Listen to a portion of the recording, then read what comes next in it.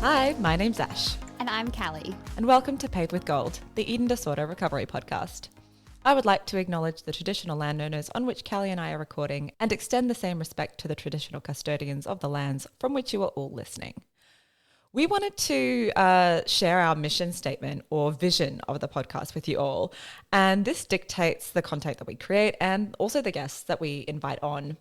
And that is, our hope is that by sharing lived experience, we can ensure that accessible eating disorder treatment is as diverse as those who live with them.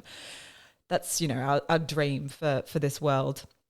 And in saying this, we are so delighted to bring you our next guest on this episode, who can talk to what it was like living with an eating disorder in a city where positive body image and mental health conversations were almost non-existent.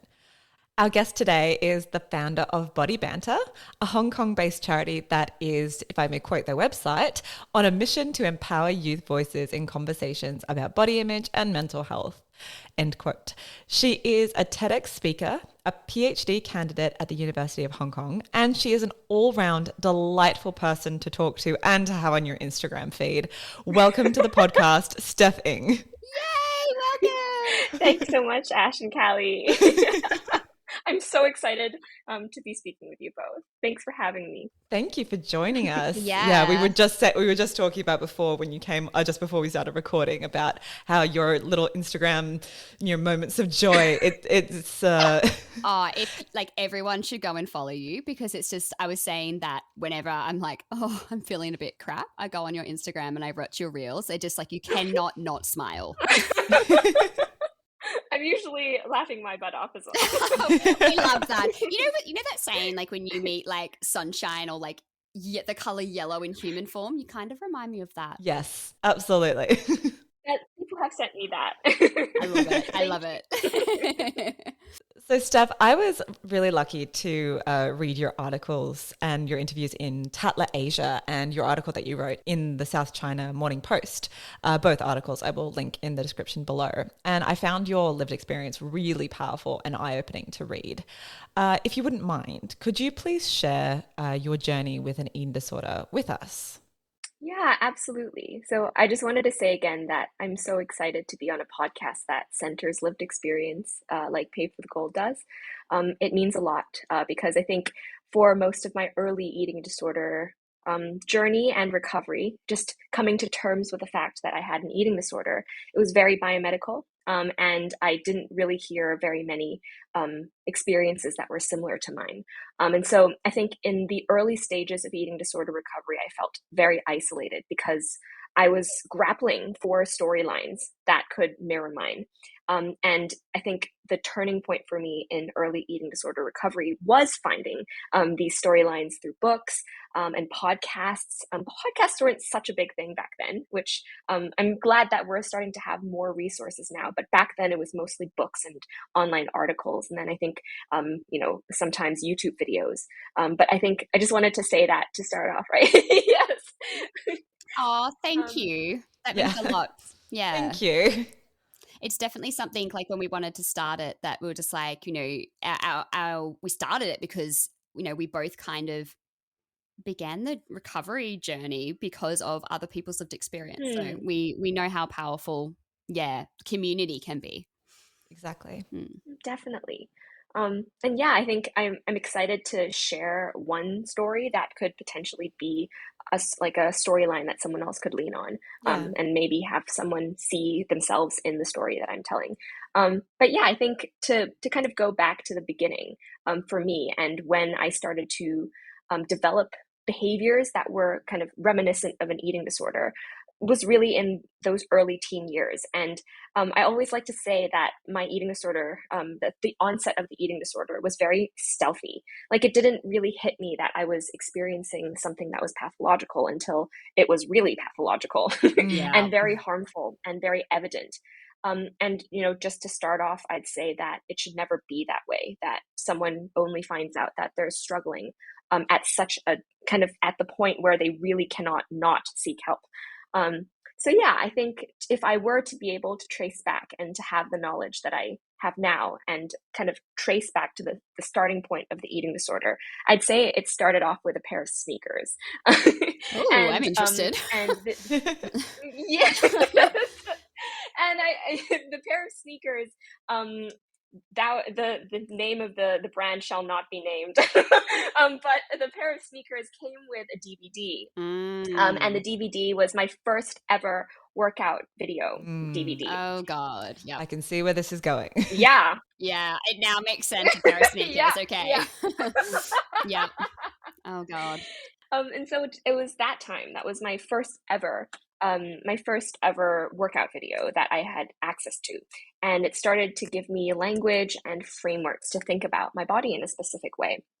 And this was a particular time where there was a lot of transition with regards to my physical state. So my body was changing, hair was growing, boobs were growing, everything was starting to move in different directions. And, this was combined with a comment that I got from an auntie, which is like a mom's friend, which basically was something like along the lines of, oh, so, my ribs protrude a lot more than, the upper part of my body does. And at the time I had no boobs and it was very prominent. And she commented and said, oh, are you growing a belly? And at the time I didn't know what a belly was. And I was like, oh, what is that? And why is that a comment that she thought was worth making?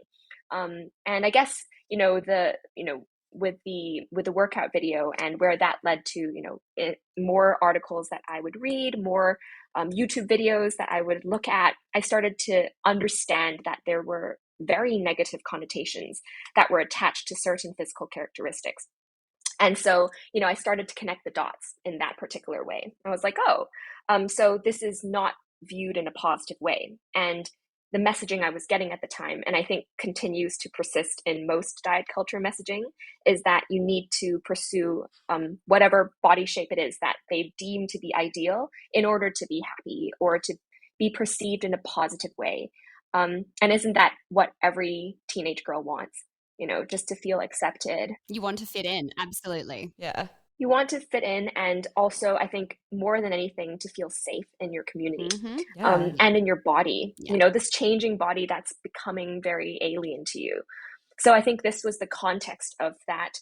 I think combined with a lot of the sense of, first of all, this sense of losing control in a lot of different facets of my life. I'm also someone who experiences very strong sensations of emotion in my body. So I remember as a kid, guilt and shame would feel viscerally very heavy for me.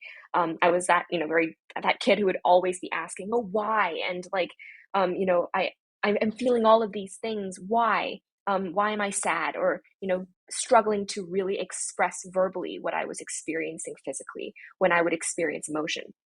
And so I think all of these aspects made me feel super unsafe in my body, and frankly, just wanted to escape those physical experiences. And yeah, I think and I think that resonates with many people in terms of, and we'll go into this a bit more in the eating disorder myths, but I think something that people don't usually recognize about eating disorders is that it's not even primarily about body image. And a lot of the times it's that felt experience of not feeling safe in the body. And that was a very prominent experience for me. So yeah, I think that's kind of the context for the eating disorder and how it started to come into a place of extreme restriction with food, with a lot of over exercising, because this was a way that I perceived to be, this mastery of my body, essentially, until a point where I remember this big turning point for me. I call in my dark humor way, Death Day. I thought you might appreciate that. Perfect. It was my turning point. Makes sense. Death Day was the day. We love it. I mean, you can't really forget that, can you? You can't. It's prominent. I actually have mine tattooed on my ribs. So there you go. Wow. You mean the turning point day? Like a date? Well, hang on, like a date or like... The date. That's so powerful. And love that. I'm glad it's something, that the milestone is marked for you. Yeah. yeah, and it must have been a moment, a really big moment for you, Ash, but I appreciate that that's marked for you and the same way that it's marked in my mind, I think. So Death Day was just something that the day that this happened and the transition for me was that it was one of those very extensive over exercising days that I had been engaging in. And this was particularly one moment where I was in front of a mirror after like a really long workout. And I just remember standing there and I asked myself, like, am I happy right now? Is this body giving me the happiness that perhaps I thought it would have promised? Um, and I remember feeling, a single jolt of happiness in the sense that it was very short lived. And I was like, I look great based on my standards right now. But then what is the next? I know the next day I'm going to have to do all of this over again. And it was so painful. Yeah. And I just remember that particular moment being such a big turning point for me mentally. And was the day that I, eventually, that was also the day where I went to the psychiatrist who I'd been seeing at the time, because my mom had already found out about all of these aspects of my experience, and she was kind of on it. And she was like, let's take you to a psychiatrist. And that's a separate story in terms of the psychiatrist being, and I'll talk about this later too, about, help seeking in Hong Kong, Yeah. and how it's quite challenging and what happens there. But yeah, just the moment of being told, if you don't eat, you're going to die.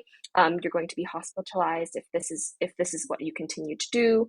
And that being a huge moment for me as well.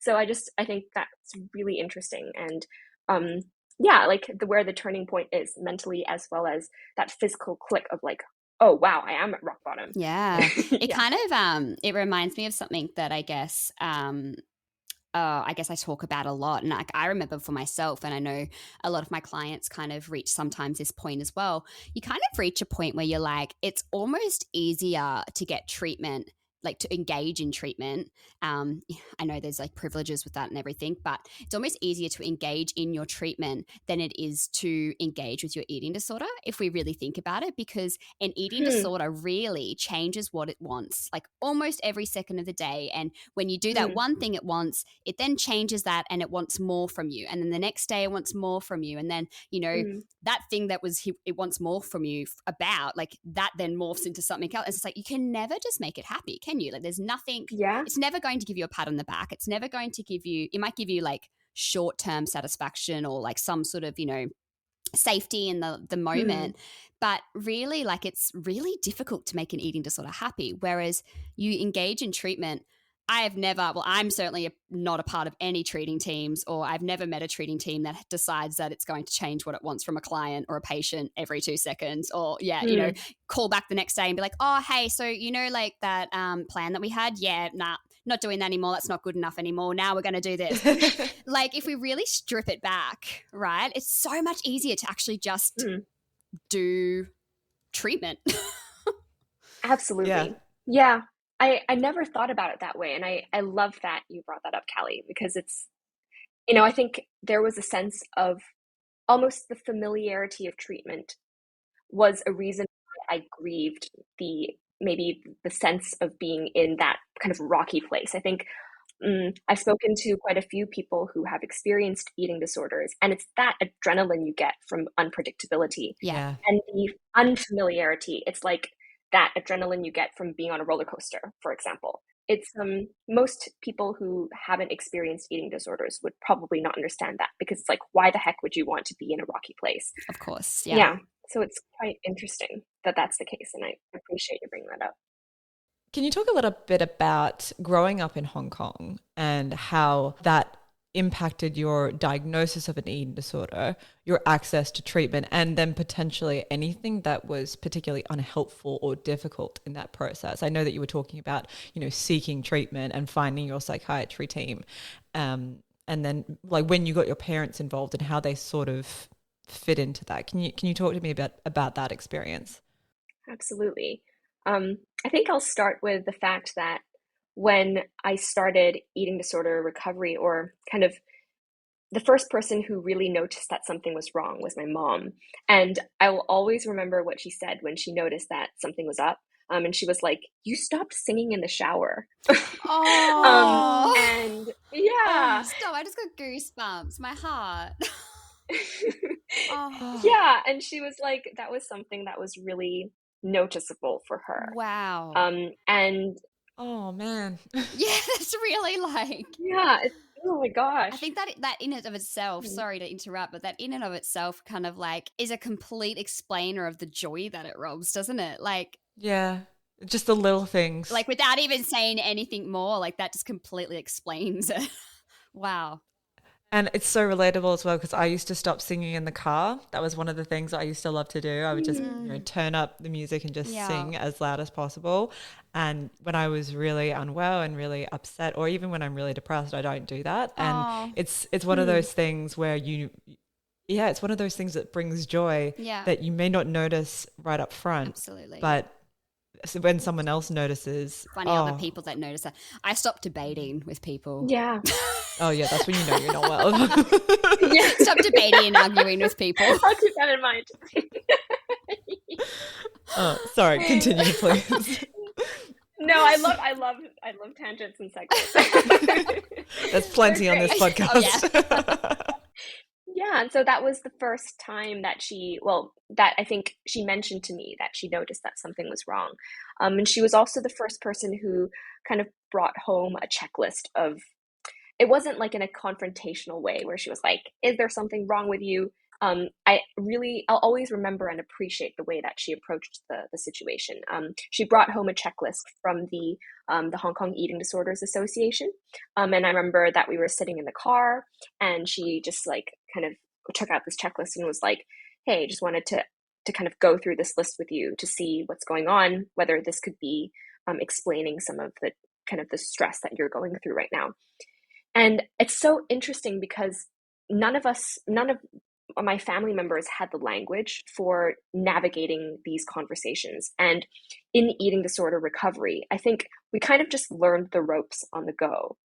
And there was this guiding mantra that we kind of went by, and it's this Chinese phrase that basically means there are always more solutions than there are problems. Oh, I love that. I love that. Yeah. It's just so poignant and on it. It just kind of describes how, And true. yeah, there will be problems. Right. It is one of the most poignant phrases I can think about. And it just is very fitting for this particular moment in recovery. So it just made me think about how, yeah, like it was this way of acknowledging that there was something wrong, but then also having this communal effort to bring about a change. And that's really what it felt like for me in recovery. I think everyone in my family was very confused, and there were a lot of challenges in just expressing ourselves during this time because like my mom was trying her best to be a caretaker for me, but she didn't. Frankly, it's impossible to understand what's going through the mind of someone in eating disorder recovery. It was complex even for me to understand what was going through my head. I remember also that there were times where I would want to change the way I said something to my parent, whether it was my mom or my dad. And in the moment, I knew that that wasn't what I wanted to say, but I couldn't also be like, "Oh, can I just take back what I said the immediate second that I just said that to you?" And it was challenging for everyone. So I think that's how I would describe one of the biggest challenges for me in eating disorder recovery was just not having kind of those conversational frameworks. Can I ask, like in the work that you do now, Hmm. the people that you come into contact with and, what their kind of experience is maybe in accessing treatment? Hmm. Do they find is it a difficult thing to kind of, because I know that there's a whole family element to Mm. eating disorders, especially particularly in the Asian culture. Is that a huge barrier for people, accessing or finding treatment or getting help now? I would say that although resources in Hong Kong remain pretty limited, Mm, there is an increase okay. in knowledge and understanding of resources now, Great. particularly post-COVID. Yeah. Interesting. There's more media discourse around mental health and mental illness. Like these terms start to be thrown around. Even in Cantonese, I would say that the term for mental health, like 精神健康, I would say that it's something that people will talk about in the media or let's say on educational programs. So it's not completely out of the realm of discourse, essentially. Yeah. Yeah. Okay. But then resources still, like, they're not very accessible primarily because of pricing. People might not know which practitioner is right for them, or definitely because of the stigma. Even communicating to a parent that you need to seek support, particularly if you're not over the age of 18 and you still live at home, you're still experiencing, you're still living with your family. It's sometimes it can be so difficult if your parents aren't supportive of that. Of course, yeah. I just want to jump ahead to a question I did want to ask, but it seems to be relevant to bring it up now. I was reading in a separate article in the South China Morning Post about the impact of eating and mental disorders have on families and the role of shame. Can you talk a little bit about that? Because that is something that, while it's not unheard of in Western cultures, and I don't want to generalize in any way, I know that the role of shame in a family is a bit more prevalent in Eastern cultures. Can you talk a little bit about that?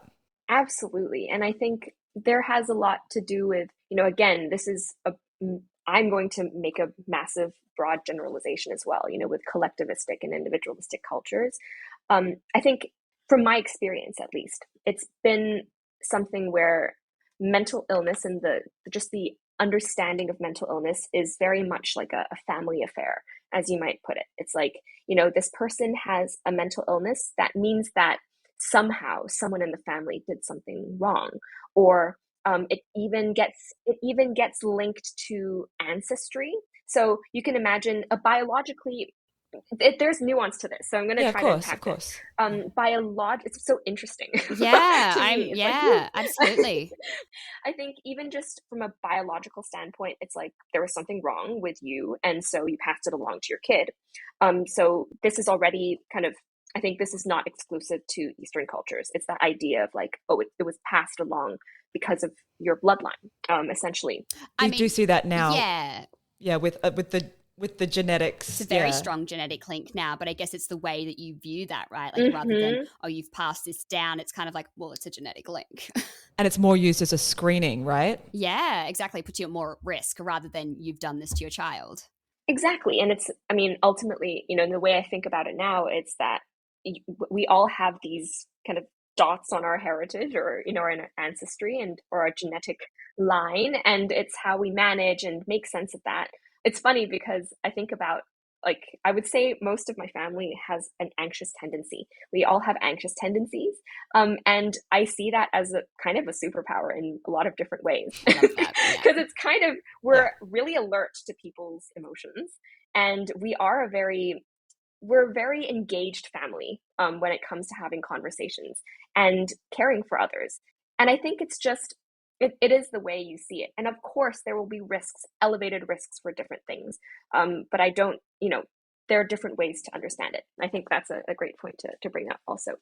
But beyond the kind of the genetic component is also the idea that someone in one of your ancestors might have done something wrong and offended someone and maybe trespassed something they shouldn't have. They did something they shouldn't have. And this kind of ancestral crime has trickled down to affect people of the next generation.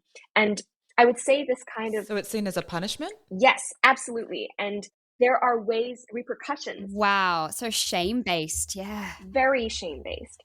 And there are actually things that people will do to reverse those ancestral crimes. So there will be, I don't really know how to describe those particular rituals, or I'm not informed enough to comment on them, but I would say that there are these rituals that people will engage in to reverse the kind of the burdens of the ancestral crime. Okay. Yeah, so I think that's very linked to why shame is such a strong emotion when it comes to mental illnesses in general, I would say. I could imagine for the child, within a family, if that's kind of like how, in a way for some people, how it's viewed, like you wouldn't want to tell your family or your parents that, hey, something is up, I have a mental illness, or, I think I might be suffering from an eating disorder, because then, it goes onto this spiral. Like it adds a whole new meaning to blaming it on your parents or blaming it onto someone like in your family. It's like,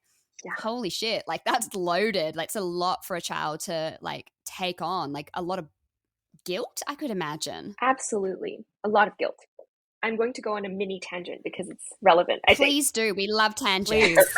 Please, Please. absolutely. Any tangents you want, go for it. It just reminds me of how there is a double-edged sword from removing blame from, or rather removing the sense of autonomy from the person who's experiencing the eating disorder. And there's some really interesting literature in kind of the mental health anti-stigma research, which is what I'm currently looking at. And it's about, and I'm sure you will definitely have heard of this. It's basically the fact that when you use these genetic explanations for mental illness, it can remove the onus from the person who is experiencing the illness, but at the same time kind of exacerbate the sense of lack of control that this person has over their condition.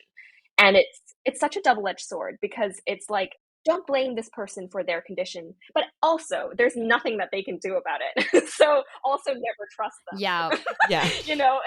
That's such a good point. Like I think of, you should go on my own tangent, but I think of my daughter and I think of, she's going to have a genetic link to eating disorders. And it's really funny because like, obviously I can do everything in my power to prevent that. And I hope that, with my knowledge and my experiences that I can do that. But it just reminds me of that, like knowing that, but yeah, she's still got the genetic link. Like that it might be the case that no matter what I do, she's going to get it anyway.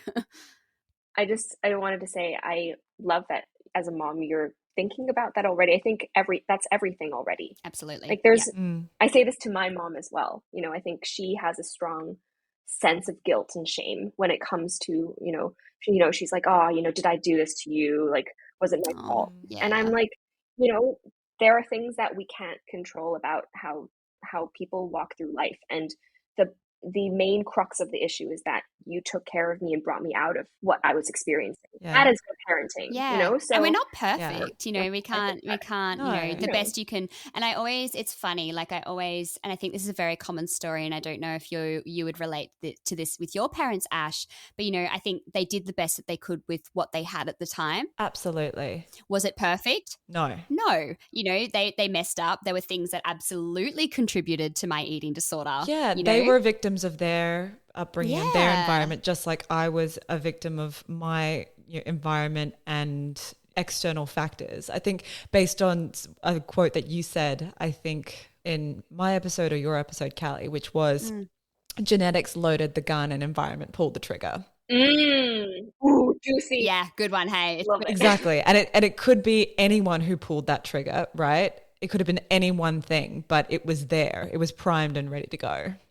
Exactly right. Yeah. And it's kind of, I think it indicates definitely the times that, they were bringing up children in. And, back then it was kind of like diet culture was very prominent and we didn't know about all of this education that we have now. And I think hopefully now we have parents that are being more aware of these things and, wanting to learn about this stuff and, do the best that they can for their children. But yeah, it's definitely did the best that they could with what they had.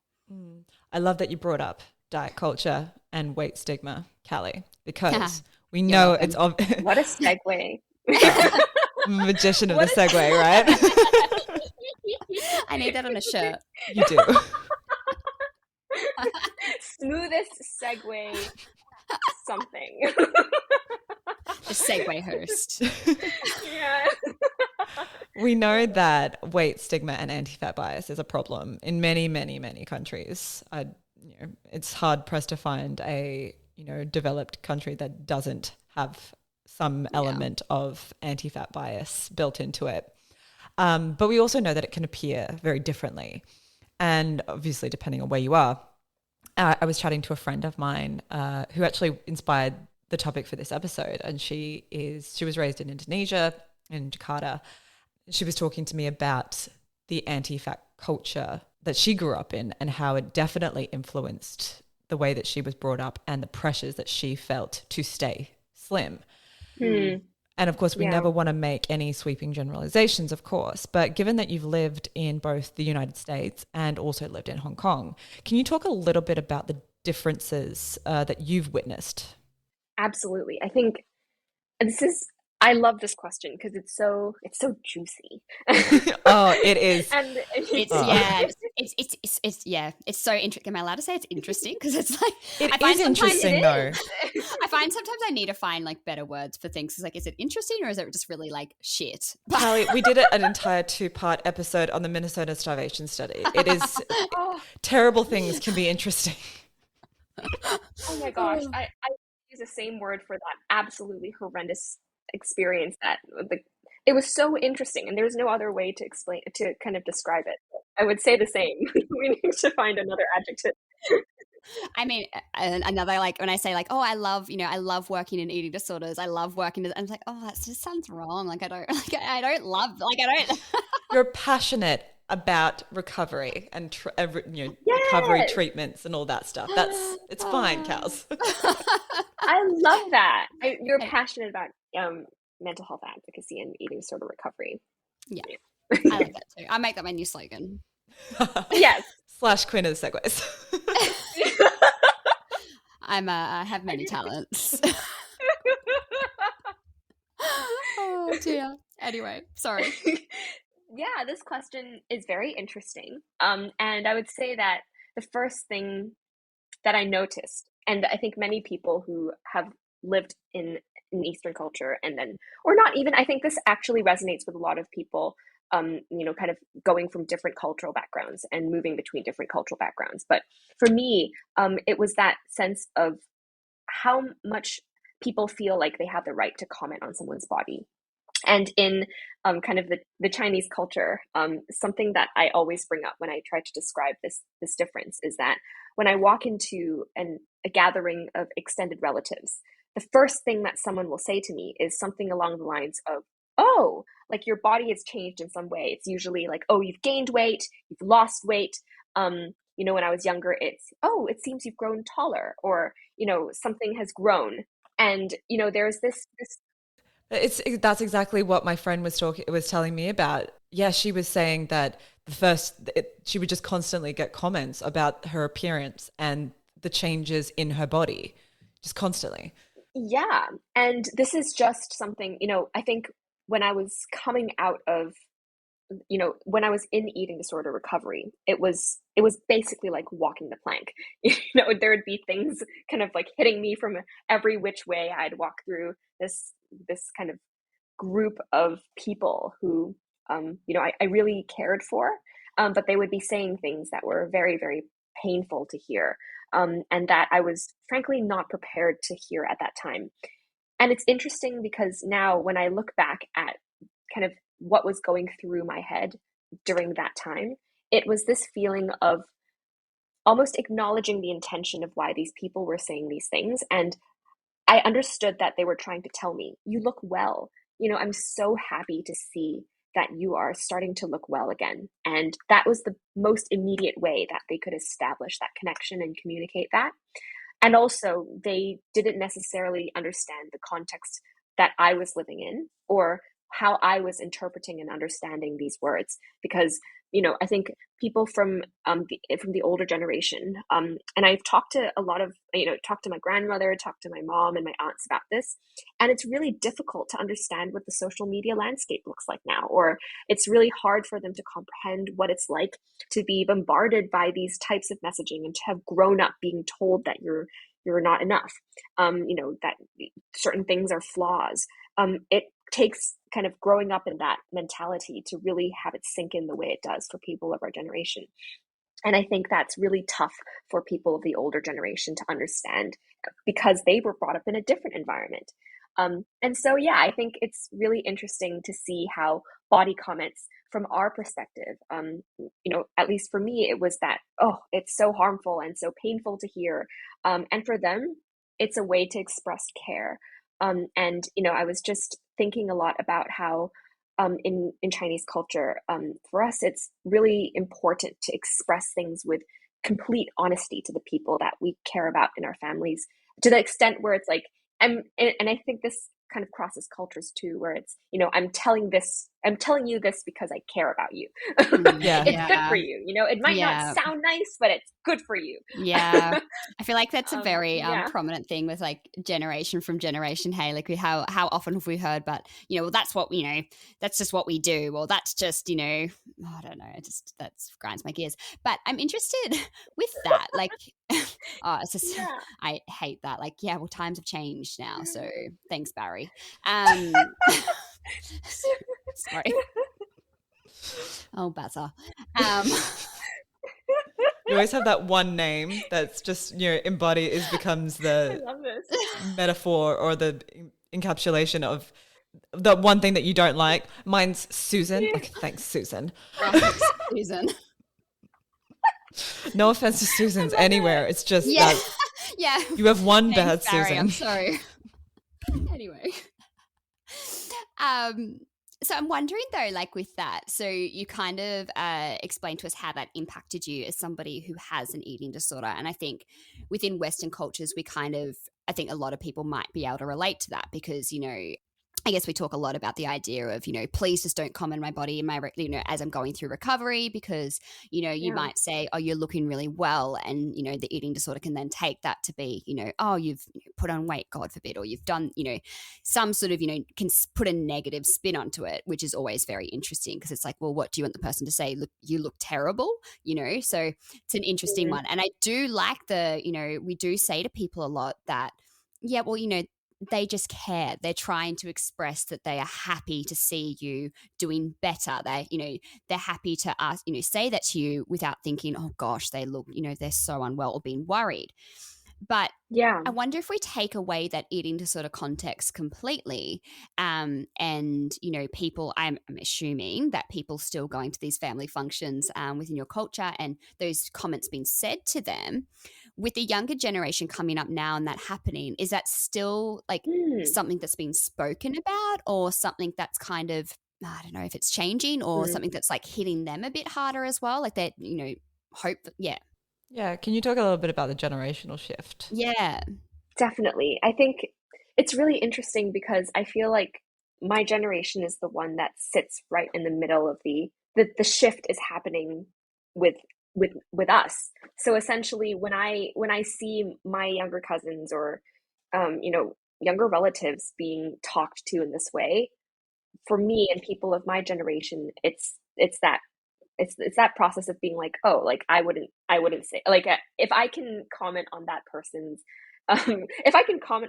comment and this person isn't like too scary to kind of like speak back to, I'd say something along the lines of, oh, like, maybe we can comment on something else. Let's talk about something different.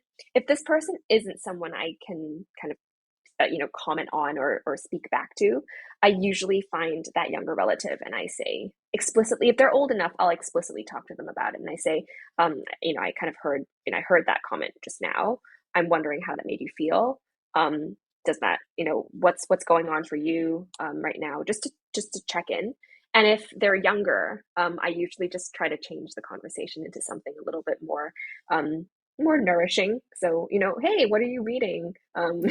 What's something you're enjoying on Netflix? Something like that, so that they can see that while there may be comments out there that do focus on the body, that's not the only thing. I think the trap or the difficult part for a lot of young people is thinking that that's the only thing that people care about.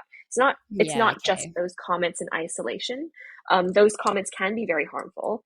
Definitely. But I think in isolation and hearing lots of people talk about your body over and over is what gets really harmful over time. Yeah. Something you said, Ash, in another episode, basically about how boring of a conversation that is. I remember like we spoke a bit. Yeah, like we spoke a bit about like, what to do when people do comment on your body or make comments on your body when you're at a family gathering or something like that. So obviously it's like a quite a common thing, across every culture. But I remember you saying, Ash, you could literally talk about anything else. Can we talk about the paint drying on the wall? Because that would be more interesting. Yeah, I think I was saying, I'd rather count, I just count bricks on That's the right. wall. You'd count bricks when people would say something. That's right. Yeah, as a grounding technique. Yeah. because it's just way more interesting than listening to someone's bloody diet. Um, honestly, it is. I'm very unapologetic about it. Yeah. I love so it. if I have the relationship with that person, I will say, can we actually just not talk about this, because we are better than this. We are way better than this. But if I don't, I will just say, oh, I wonder how they got that lamp up there. Or, something very frivolous, something really, really silly. Yes. And actually, this does dovetail into my next question I have. That comment was actually made on our 10 tips for recovering from an eating disorder episode. Yeah, which you should go listen to if you haven't listened. I will. That was directed at the people, not at you, Steph. Yes, and I also will. I was just going to say I need to do that because I've added it to my. One of the things on that episode was all about setting boundaries and things like that. And we know that it's really important to set boundaries with people who are unhelpful in your recovery. But we also recognize that there are people out there from other cultures where family is just seen as the absolute backbone of everything, and that it may actually be more harmful than helpful to cut those people out. Not cut them out, but set boundaries, or maybe cut them out, who knows, depending on your circumstances. And how while there is certain things like, just set boundaries with people, which can be often a blanket rule set by practitioners, and yet another call for us to have individualized care, which we've client-centered care, which we've so talked simple. We've talked about endlessly. I was wondering if you could talk a little bit about the cultural disparity, I don't know if that's the right word, between some of things like set boundaries with people in your life, but and then the cultural tension, I guess, between what you're being told and what's actually applicable to you in specific cultures. I don't know if that made sense, but made sense to me. Basically, in I guess Western culture, if your mum was kind of toxic, you probably would just cut them off. Whereas I guess I know that it's not as easy in other cultures. Yeah. I love this question because it's something that I think is an ongoing process. I think for myself and for many people of I don't want to speak for everyone in my generation who we definitely want to avoid any generalizations here. I don't think we don't mean that in any kind of way. But yes, please, you can talk to this a lot better than we can. But I do think that this resonates with many of the people I've spoken to who have grown up in kind of in international backgrounds, but also have kind of a Chinese cultural heritage and have grown up in Chinese families. So I think it's hard to talk about boundaries in a way that's not or doesn't make it feel like you are separating yourself from the other person. So something that I really had to clarify with people in my family that I was, kind of clear about my boundaries with was to say that just because the reason why I'm setting this boundary is to respect and to preserve our relationship instead of to end it. I'm saying this to you and communicating that this is a boundary because I care, not because I don't care. Because when you first communicate that, I think it sounds like I'm cutting you off. But in most cases with boundary setting, and I would say, it's the intention of keeping that relationship. So I think that's quite interesting. And that's something that, I found really helpful to communicate. And also just another anecdote to talk about is the first time that I went to a therapist in college, and this person had not really worked with perhaps international clients before. And I think it was a dialogue. In any case, it came from very good intentions, but the conversation was challenging because I had been explaining, some difficulties I'd had with communicating with my mom, and this therapist was essentially like, just ignore what she has said, or just don't talk to her for a few days. And I in my head, I understand that this was probably something that worked for many of her clients. In fact, it was probably very sound advice for someone else who would be going through a similar situation. But at the same time, it was, and we had more conversations about this, and it's more so to say that I think this is an interesting example because it speaks to that cultural difference of what does conflict resolution or setting boundaries look like in different cultural contexts. And it also speaks to what feels right for the person in that moment. Yeah, it's individual and culturally specific. So it's, within cultural settings or cultural backgrounds, there's also that, what would you prefer as a person, as an individual? What's helpful for you and your relationship with your particular parent? So, Yeah. Can I ask how you navigated that with your therapist at the time? it was interesting because, and I think the great part about this therapist was that we had this back and forth of, like, I think we both acknowledged that we hadn't really, for me, it was the first time that I had gone to therapy in a non-crisis mode. Right. Okay. Essentially, the first time I had had this chance to really dig into experiences that were not related to dying immediately, or that were not just trying to stay alive, not just trying to keep me alive. So for me, that was new. And for her, she had not worked with, or maybe had not worked with very many people who had grown up in a Chinese household. And so it was just a great way for both of us to kind of be like, so what's really going on here? Like, what's happening? And I appreciated that more than anything. So I think in that moment, it was more just like, I think I probably said something along the lines of being like, I don't think I can do that.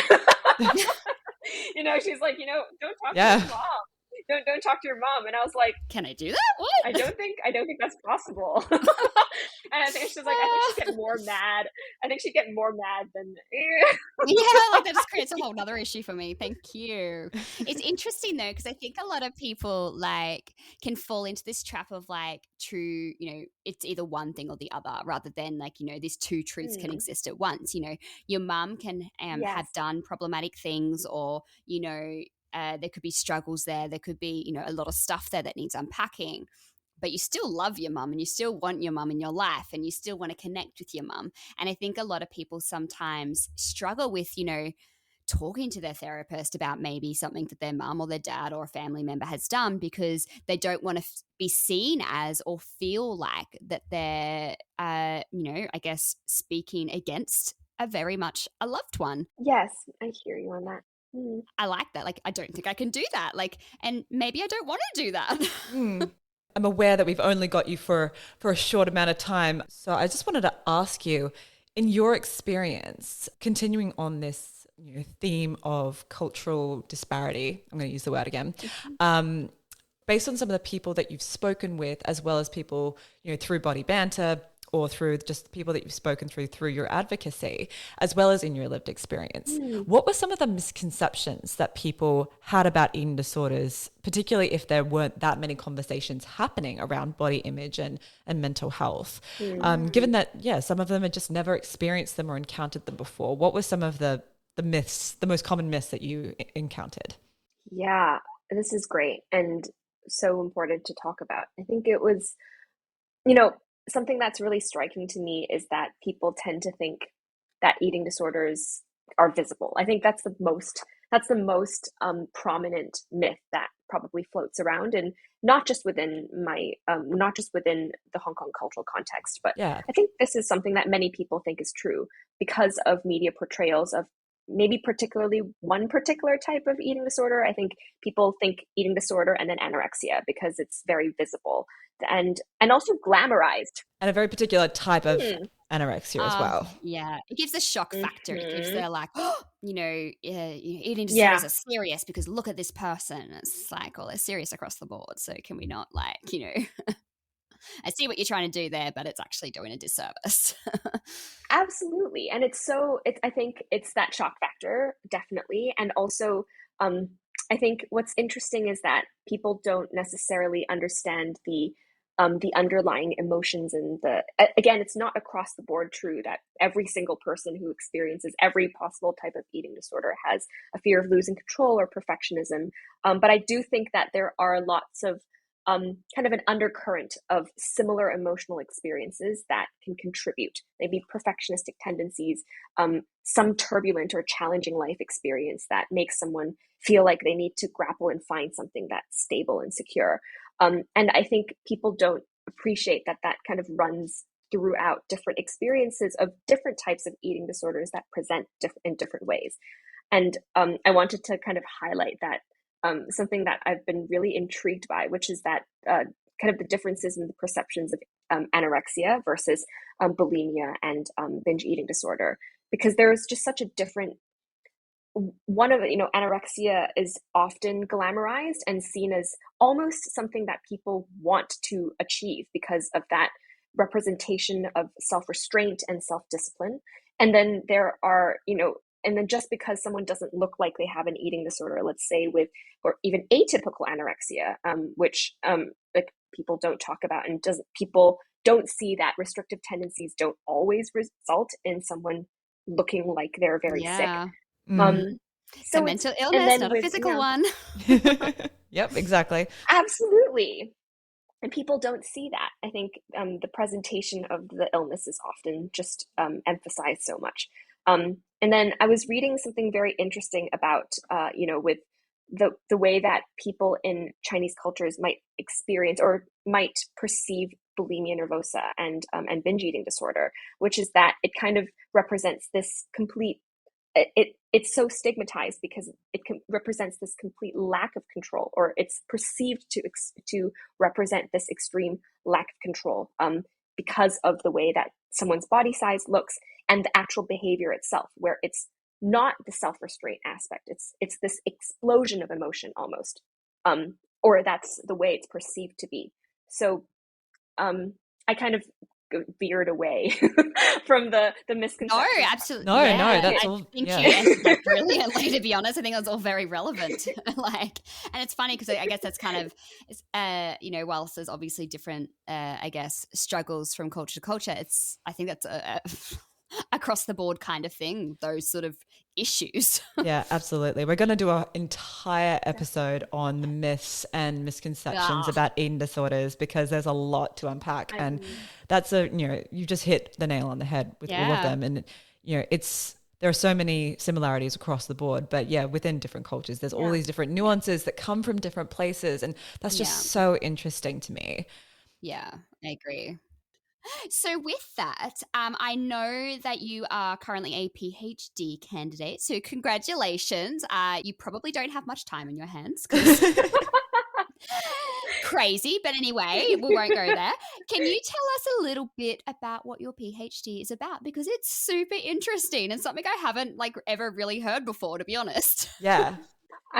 Thank you for asking this. I'll keep it brief because I still have to figure out what I'm doing.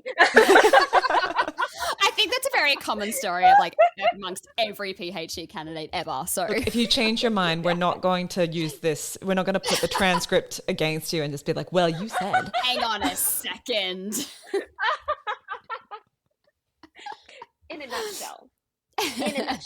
I'm really interested in exploring, and it's so tied to what we've been talking about all for this entire episode. It's about lived experiences, and I'm interested in understanding how people use storytelling to make sense of complex issues like mental illness and recovery. Because as I was mentioning earlier, it's not that we don't have the specific vocabulary words oftentimes to talk about our experiences, and this is very much informed by my experience as well.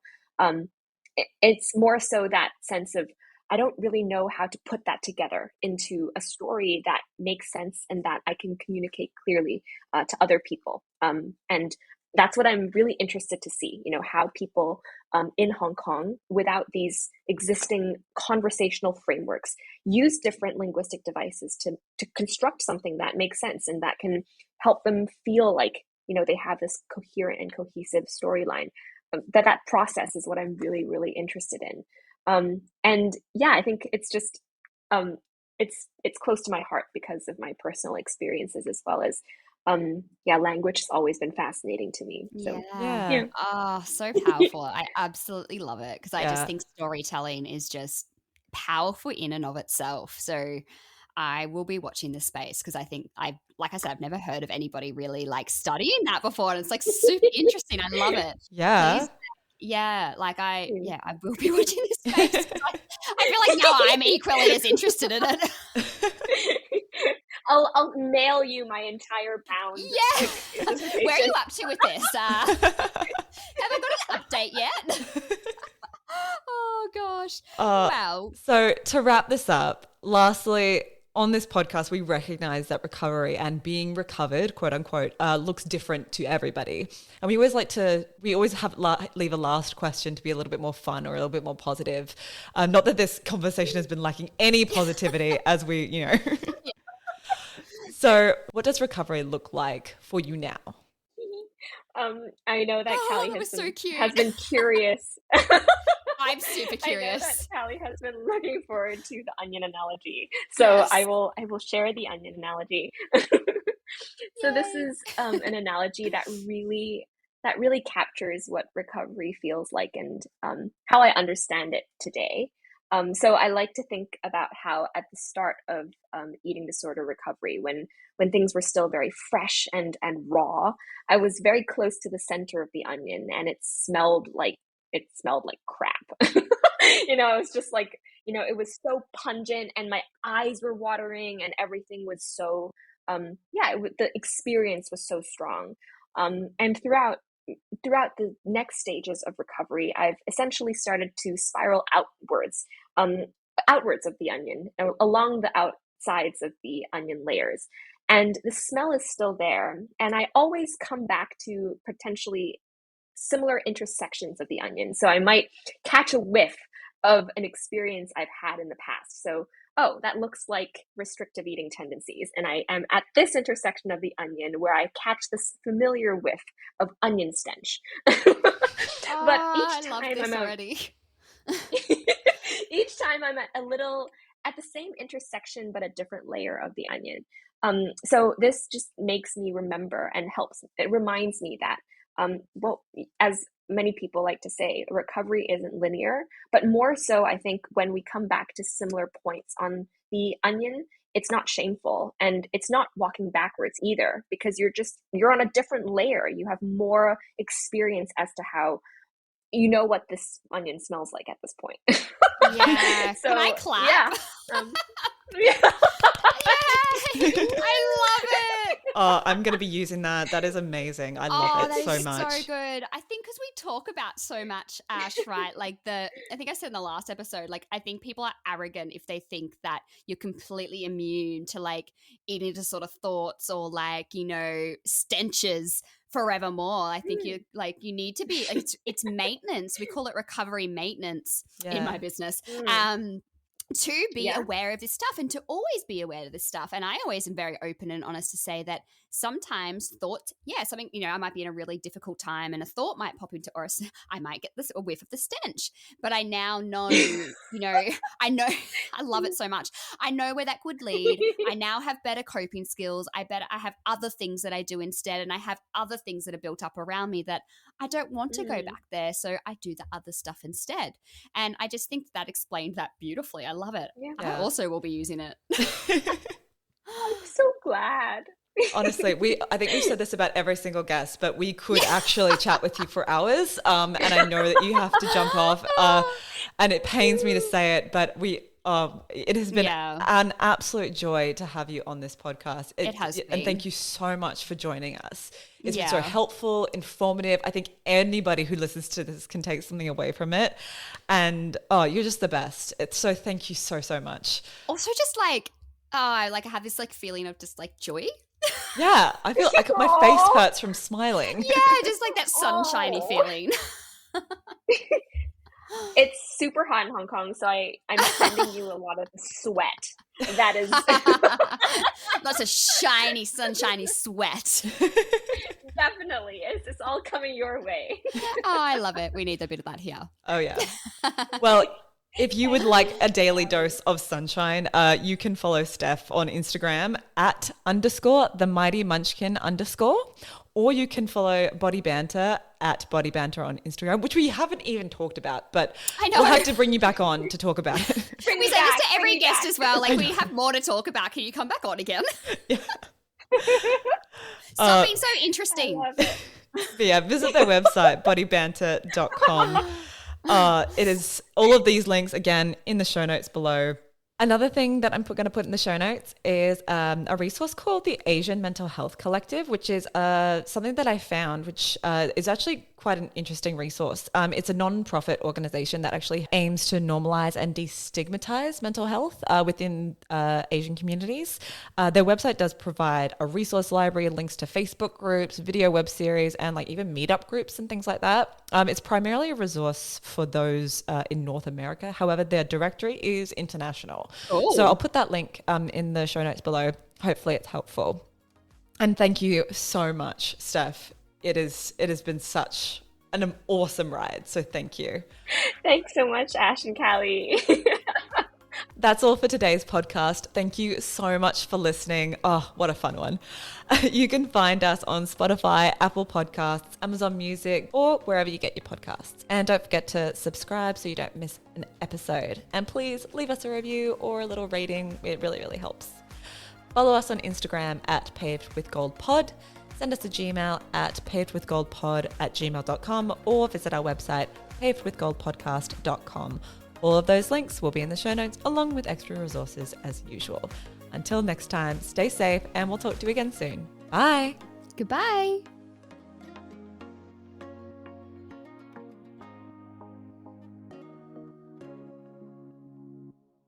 This podcast is general in nature and has not taken your personal circumstances or medical history into account. We are here to share our own experiences and the things that we have found helpful throughout our own personal recovery journeys. Please remember that each person's journey and circumstances are different, and not all of the information contained in this podcast may be relatable to you. It's important you consult your own GP or recovery team to seek out tailored advice before making any important decisions relating to your own health and recovery process. If you have found any of the content in this episode distressing, please contact your care team or a medical professional. If you or someone you know is in crisis and needs help now, please contact emergency services in your region immediately.